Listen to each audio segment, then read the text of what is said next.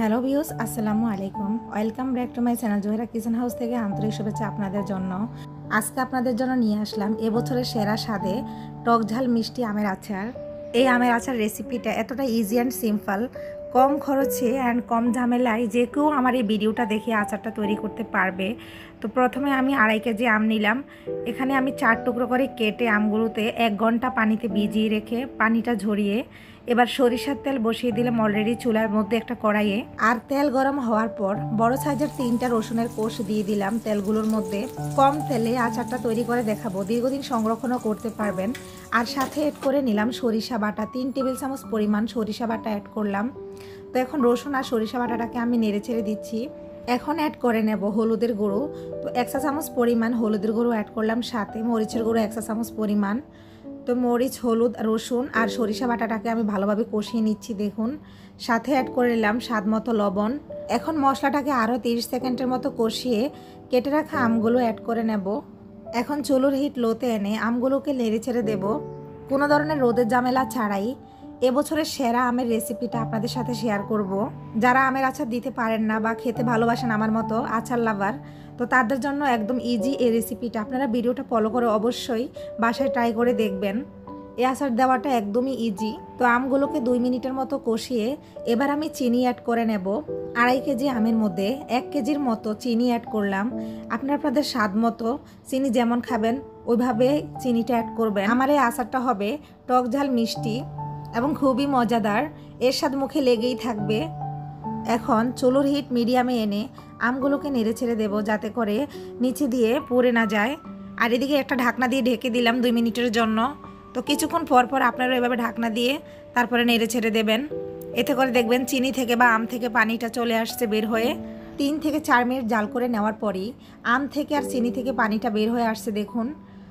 তো এভাবে আমি নেড়ে ছেড়ে দিচ্ছি। আমার এই আচারটা হবে সেরা আচার, এটা দীর্ঘদিন সংরক্ষণ করা যাবে বয়ামে বা বোতলে ভরে। তো এই আচারটা আমি 2-3 দিন জাল করে নেব দীর্ঘদিন সংরক্ষণ করার জন্য, যাতে আস্তে আস্তে ঘন হয় আর নষ্ট না হয়। আর এদিকে আমি দিয়ে দিলাম শুকনো 7 থেকে 8টা মরিচকে ভেজে ব্লেন্ড করে। আর সাথে অ্যাড করে নেব পাঁচফোড়নের গুঁড়ো। পাঁচফোড়নের গুঁড়ো প্রায় 4 থেকে 5 চা চামচ পরিমাণ অ্যাড করে নেব।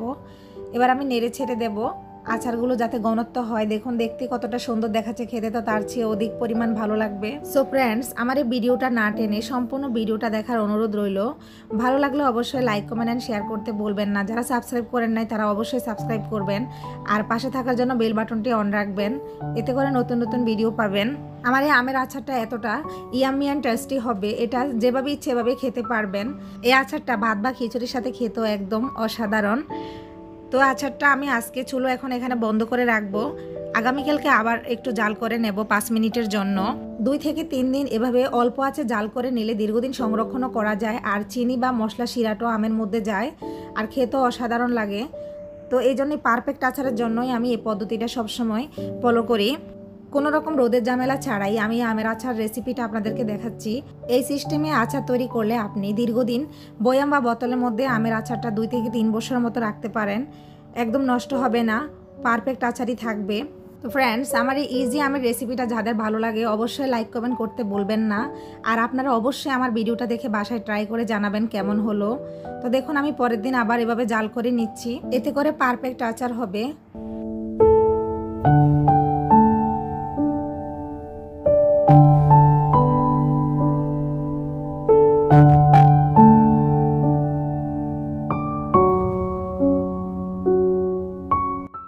সো ফ্রেন্ডস, অবশেষে জাল করে নেওয়ার পর আচারটা ঠান্ডা হলো। দেখুন আমার আচারের লুকটা কতটা সুন্দর দেখাচ্ছে, লালচা লালচা, আর খেতে একদম অসাধারণ অ্যান্ড জুসি। এতটা মজা আপনি বলবেনই না, আচারের স্বাদটা মুখে লেগেই থাকবে একবার খেলে। তো আমার এই আমের আচারের মধ্যে আমি কোনো রোদের ঝামেলা ছাড়াই এবং সিরকা বা তেমন পরিমাণে তেমন তেলও অ্যাড করি নাই। কতটা লোভনীয় আচার দেখুন ফ্রেন্ডস, দেখতে যতটা সুন্দর দেখাচ্ছে খেতে তার চেয়ে অধিক গুণ মজা হবে। তো ফ্রেন্ডস, এই আমের আচারটা তৈরি করতে হবে অবশ্যই আটি বাঁধানো আম দিয়ে, দেশি আম দিয়ে, শক্ত শক্ত যাতে থাকে, এতে করে আমটা গলে যায় না। এদিকে আমের আচারের সিমিলে প্রাণটা জুড়িয়ে গেল আর আমের আচারটা এতটা স্বাদ হলো। তো আপনারা অবশ্যই বাসায় ট্রাই করে জানাবেন। তো ফ্রেন্ডস, সবাই ভালো থাকবেন, সুস্থ থাকবেন। আজকের মতো বিদায় নিলাম, আল্লাহ হাফেজ।